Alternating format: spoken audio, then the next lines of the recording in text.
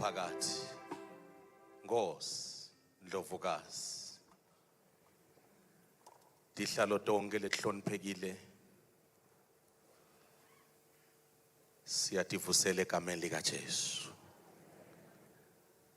Wena waphakathi umuntu akacale ngekubonga inhlakanipho yakho kube bonga sibitele emvuselelweni lengaka. Kusibusiso ukuthi sive nasicala umnyaka sifune unyawo lwaNkulunkulu. Siyakubonga kakhulu lokho wena waphakathi. Ndawucela siye nevini laNkulunkulu lona lelo sinikete lona ngwenyama. Encwadini ya Luka chapter number 5. Ngitawucala emuvanyana. Verse 1. Jesu ubekeme lusenzeni lwelwandle lwaseGenezaret.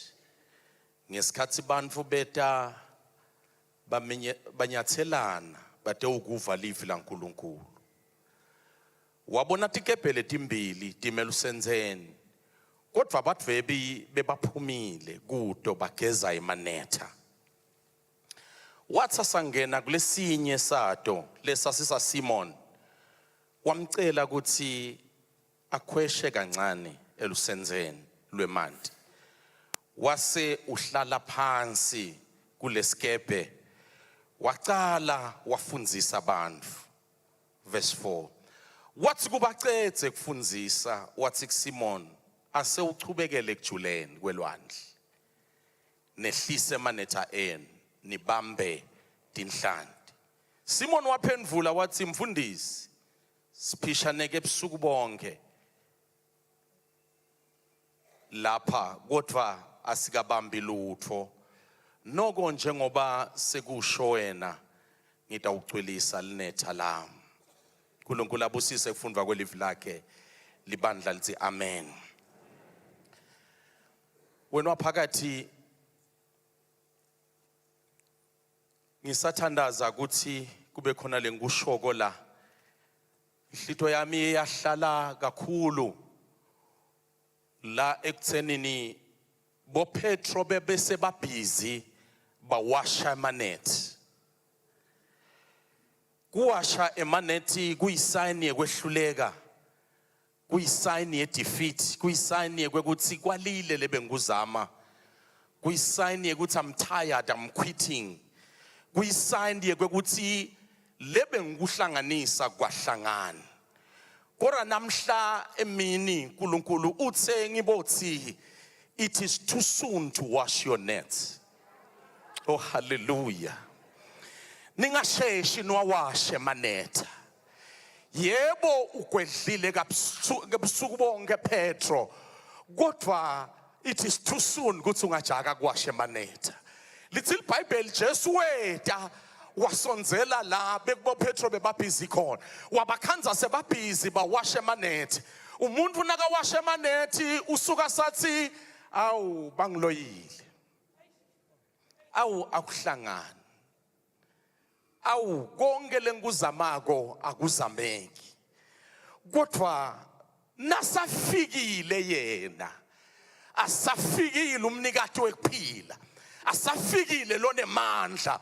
Lithi waqale wangena esikepeni lebesa Petro wahlala watinda ngoba letindo tendeka ngwaqala umvumela hlale bese uyandinda angahlala ndinde bese uyaqala ukhiphe ema order athi lalela ngoba sengiqale ngahlala sale ngiqhubekele ekujuleni nabaqhubekele ekujuleni kwendeka into lebeyingazange yendeke. Lalelana egameni lika Jesu kulomnyaka lo egameni lika uNkulunkulu tawena ngazange zatende ndethi mvumela hlale kulesive semaswati simvumela thathi control simvumele ende lakazanga zakakwende ngoba lokuyendeka kubantu kuyendeka nethi siyekele kulila siyekele kuwashe emanethi siyekele kubuka emaphutha ayitolo kodwa sicela ke ukuthi uNkulunkulu sowufuna kwenda lokusha egameni lika Jesu angimemethele sengidawuhlala phasi akaphinza kwente nalonyaka nanga 2026 kungaphinza kwendeke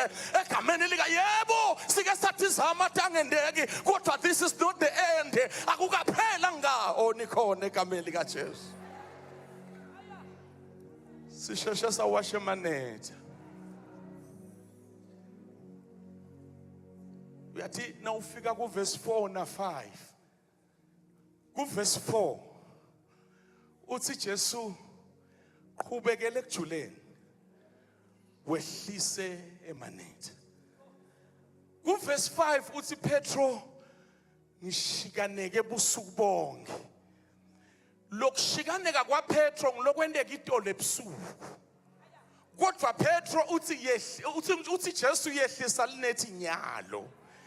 Petro besadida itolo nanamuhla ngoba nasathi kushaye kakhulu itolo nanamhla bese kuyafana kodwa nasafikile Jesu kungabe kusafana. Yebo kwendekile lokwendeka itolo kodwa usengawajika lamanetha usengaphinza kwende futhi usengabona longazange wakubona e7 la kangwane sangena ku 2026 siyathandaza Nkosi silayele nakule singazange sakubona nethi siyekele kuwasha emanetha. Sengihlala phansi ngonyama ngisesemusha ngake ngadlala ibhola ebholeni ikhona 9 vola bathi i-rebound. I-rebound kungesikhathi uthe ufuna kushaya igoli uthe uyakora ustriker le bhola ishayele crossbar ibuye kuwe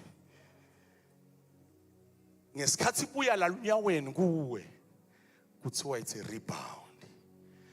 Kungesikhathi unikwe lithuba lelinye lekuphinza ushaye njalo nakuqala umnyaka uyi-rebound. Kusuke kuthiwa la ungakendi kahle kulolo feel umnyaka ungaphinza udose your full shot. Manje ke kodwa nikhona egameni likaJesu. Manje ke rebound wena waphakathi uabethi lo coach bekasifundzisa thine athi kwaze kwendeka i-rebound into lekufuna bese uya focus and then give it your full shot. And athi lo coach ubobe sugoba lamadvolo ungayishaya uqonzile tawuphinza iphume ngetulo kweliphala lokugoba emadvolo ngibona ngathi kuyisayini yemthandazo.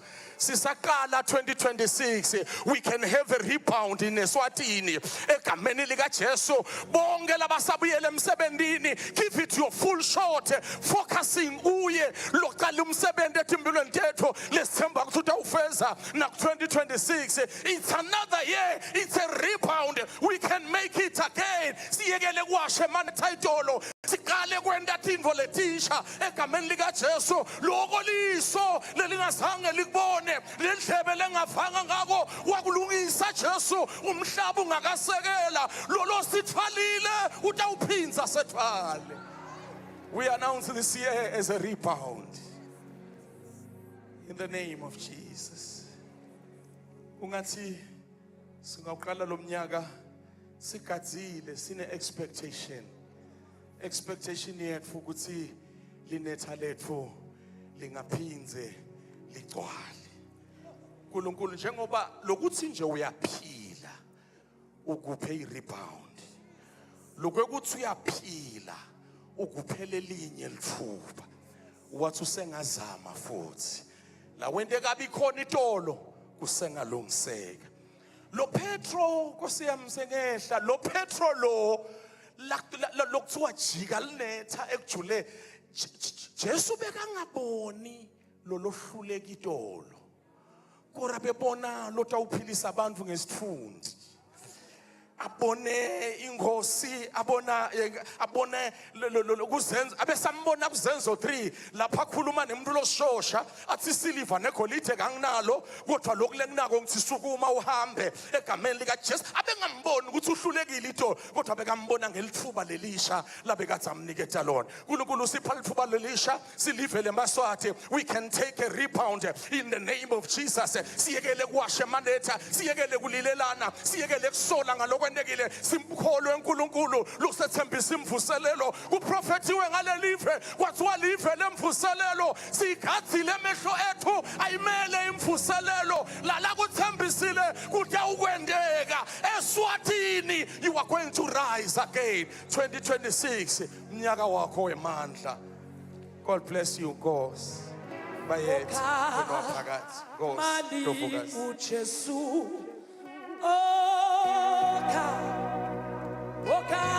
mani imuche Yesu kama imuche